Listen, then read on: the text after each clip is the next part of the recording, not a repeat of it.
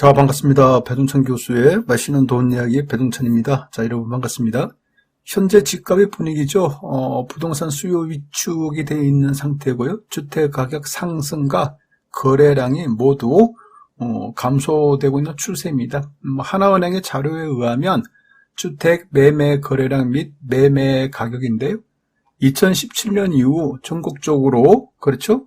매매 거래량이 수도권이 됐던 비수도권이 됐던 이처럼 녹색 막대 그래프, 즉 이제 거래량이 되겠죠. 거래량이 이처럼 폭발적으로 증가되었다라고 말씀드릴 수 있겠죠. 이처럼 매매 거래량이 증가되니까 까만색 매매 가격 변동률 표가 이처럼 이제 상승하였다라고 말씀드릴 수가 있겠습니다. 그렇게 이처럼 상승하다가 2021년 하반기 이후 거래량도 뚝뚝 떨어지고 있고 매매 가격 변동률 또한 이처럼 급격하게 하락하고 있다는 겁니다.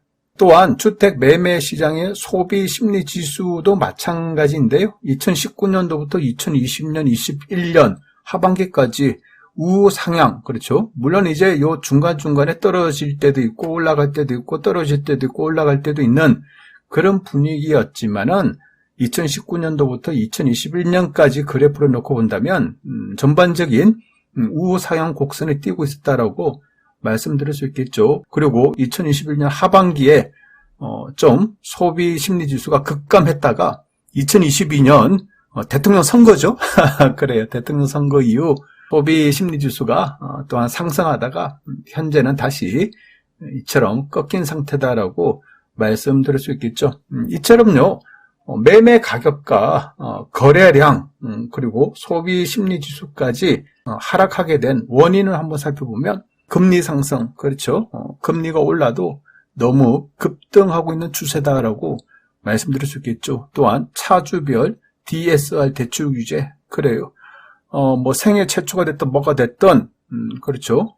LTV 주택담보대출 비율은 증가시켜 주는데 중요한 건 뭐 소득이지 않습니까? 소득 대비 대출, 즉 DSR이 규제가 강화됨으로써 실제적으로 주택담보대출 받기가 그다지 쉽지가 않다라는 거예요.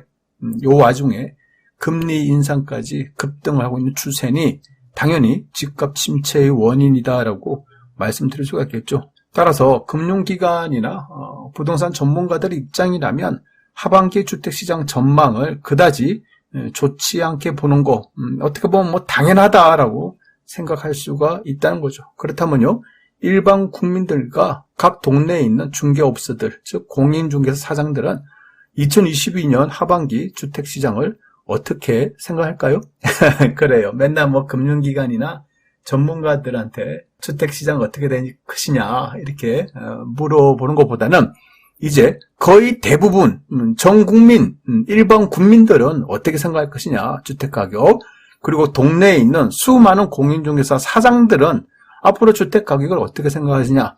이 부분도 굉장히 좀 중요하겠죠. 따라서 국토연구원에 먼저 일반 가구, 즉 국민들에게 또한 중개업소들에게 2022년 하반기 집값 전망에 대해서 물어봤습니다. 그러한 결과 2022년 하반기 주택시장 전망 일반 가구들한테 물어봤는데요. 먼저 전국과 서울인데요. 먼저 보시죠. 맨 위에 있는 녹색 선은 뭐 1.5 내지 2.0이라는 게 있죠. 크게 하락할 것이다. 그래요. 대부분의 국민들은 주택 가격이 뭐 폭락이다.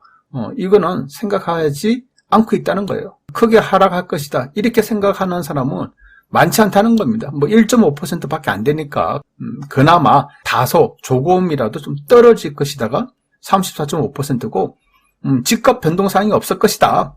아무리 뭐 집값이 떨어지네, 집값이 올라가네 얘기를 해도 집값 변동 뭐 그다지 없을 거야.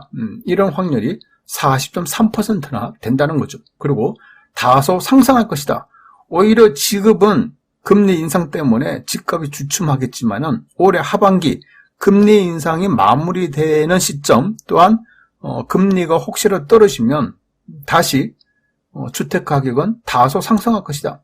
22.9%라는 겁니다. 그렇다면 부산, 대구, 인천, 광역시 이 광역시에 사시는 분들은 어떻게 생각할까요? 먼저 크게 하락은 그래요. 크게 하락, 뭐 폭락할 것이다. 부산은 0.4%, 대구는 1%, 인천은 2.1%밖에 안 된다는 얘기입니다. 이와 마찬가지로 폭락하기는 어렵다라고 다들 생각을 하는 것 같고요. 하지만 다소 하락할 것이다. 부산은 29%, 대구는 45%, 인천은 41%. 그 다음에 이제 변화가 없다. 집값은 아무리 누가 뭐래도 집값은 변동사항이 없을 것이다. 부산이 46%, 대구가 38%, 그리고 인천이 36%를 차지하고 있답니다. 그리고 집값이 다소 상승할 것이다. 오히려 하반기 되면 집값이 오를 거야. 부산이 24%, 대구가 14.9%, 인천이 19.9%라는 거죠. 어떻게 보면 대구 지역이 좀 앞으로 집값 전망에 대해서 부정적이다라고 말씀을 드릴 수 있겠죠. 그리고 광주, 대전, 울산인데요. 이것도 마찬가지죠. 크게 폭락할 것이다. 0.2%, 2.1%, 1.2%로 크게 폭락은 없고 다소 하락이 정말 굉장히 의외인데 대전광역시 같은 경우 다소 하락이 53.1%나 된다는 거죠. 그렇죠. 그리고 또 광주광역시는 다소 하락이 27%밖에 안 된다는 얘기고 변화가 없다. 광주광역시가 47%. 그리고 오히려 오를 것이다. 오히려 상승할 것이다가 광주광역시가 24.8%, 울산광역시가 22.7%를 차지한다는 거죠. 경기도를 놓고 본다면 다소 하락이 36%, 변화가 없다 37.8%, 다소 상승이 22.8%로 어떻게 보면 전국 평균하고 좀 비슷하게 흘러가고 있다라고 말씀드릴 수 있을 것 같고요. 그 다음에 이제 강원도나 충북이나 충남이나 전북이나 전남 같은 경우 다소 하락보다는 변화가 없을 것이다. 그렇죠. 크게 변화가 없을 것이다가 거의 가반수 가까이를 차지하고 있다라고 말씀드릴 수 있을 것 같고요. 그리고 다소 상승과 다소 하락이 좀 비슷하다. 그렇죠. 비슷하게 좀 흘러가고 있다라고 말씀드릴 수 있겠습니다. 그 다음에 세종시하고 지방인데요. 먼저 맨 끝에 있는 세종시를 한번 볼까요? 크게 하락할 것이다. 3.3%. 그래요. 세종시는 폭락할 것이다가 3.3%나 된다는 거예요. 굉장히 많죠. 그리고 다소 하락도 50%를 넘었다는 거죠. 이것 또한 엄청나지 않습니까? 그리고 변화가 없다가 39.2%, 다소 상승이 7.5%밖에 안 된다는 얘기입니다. 그리고 맨 밑에 있는 세종시 맨 밑에 있는 크게 상승, 폭등 0%. 그래요. 그만큼 세종시 아파트의 요즘 분위기를 현저히 나타내고 있다라고 말씀드릴 수 있을 것 같고요. 아무튼 전반적인 흐름을 총괄적으로 한번 놓고 본다면 2022년 하반기 주택가격 전망인데 그냥 일반 국민들의 상대인데요. 다소 하락이 33% 정도를 차지하고 있고요. 집값에 대한 변동 사항이 없을 것이다. 이대로 갈 것이다. 집값이 40%를 차지하고 있고요.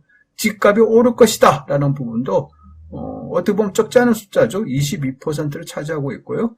따라서 전반적인 흐름상 집값 변동 없을 것이라는 부분이 가장 많다라고 이렇게 설명을 드릴 수 있을 것 같아요. 그렇다면 중개업소, 즉 각 동네의 부동산 사장들은 어떻게 생각할까요? 먼저 국토연구원의 자료에 의하면요. 2022년 하반기 주택시장 전망인데 중개업소들이 생각하는 그러한 시장 전망입니다. 크게 하락과 폭락과 다소 하락이 전체 57.6%를 차지하고 있다는 겁니다. 이는 일반 국민들에 비해서 공인중개사 사장들이 집값 하락의 확률이 더 높다라고 이렇게 생각을 하고 있다는 거죠. 또한 집값이 변동사항이 없을 것이다가 전체 3분의 1 정도를 차지한다는 겁니다. 그리고 집값이 하반기 들어서는 다소 상승할 것이다. 이렇게 보는 퍼센트가 9.2%밖에 안 된다는 겁니다. 결국 일반 국민들의 집값 전망과 동네 부동산 사장들의 집값 전망은 이처럼 차이점이 나는데 일반 국민들에 비해서 중개업소가 향후 집값을 좀 더 부정적으로 보고 있다라고 이렇게 설명을 할 수 있겠죠. 그리고 일반 국민들과 중개업소에서 말하는 집값 보합 내지 하락의 원인을 본다면 역시 금리다. 금리가 가장 컸고, 두 번째는 대출 규제, 그리고 DSR 규제, 이 부분이라고 생각하고, 그 다음에 보유세하고 양도세인데요. 보유세 같은 경우는 지금 종합부동산세 규제를 풀어줬기 때문에 다음에 양도소득세 부분이 되겠죠. 그렇죠. 그래서 이러한 부분을 놓고 볼 때는 앞으로 금리 상승이 언제 멈추는지, 그 멈춰지는 시점이 언제인지를 한번 눈여겨보셔야 되겠고, 다주택자 양도소득세, 취득세, 이 부분 중과세, 이 부분을 언제 어떻게 풀지, 이런 부분도 이제 앞으로 차후의 변수다라고 이렇게 말씀드릴 수 있을 것 같아요. 이상까지 배동찬 교수의 맛있는 돈 이야기였습니다. 감사합니다.